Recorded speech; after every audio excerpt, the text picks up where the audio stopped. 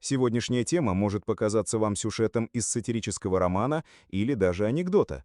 Однако я прошу вас отнестись к ней со всей серьезностью. Мы поговорим об официальных судебных процессах над животными, которые регулярно проходили в средневековой Европе. Сразу отмечу, это не метафора и не фольклор. Это реальная юридическая практика, задокументированная в сотнях судебных архивов Франции, Швейцарии, Германии и Италии.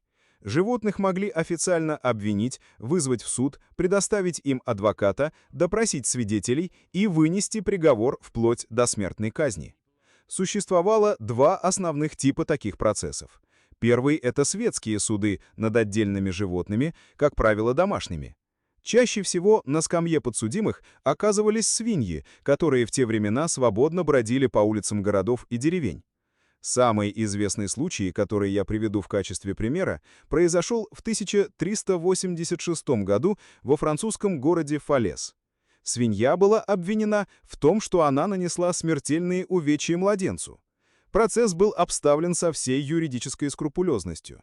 Животное содержалось в тюрьме, ему был назначен адвокат, в ходе разбирательства были опрошены свидетели. В итоге суд признал свинью виновной и приговорил ее к смертной казни. Приговор был исполнен публично, на городской площади. Свинью, одетую в человеческую одежду, повесили. Для средневекового сознания это был акт не бессмысленной жестокости, а акт восстановления справедливости и порядка.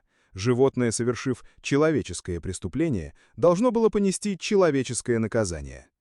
Второй тип процессов — это церковные суды. Эти процессы были еще более сюрреалистичными.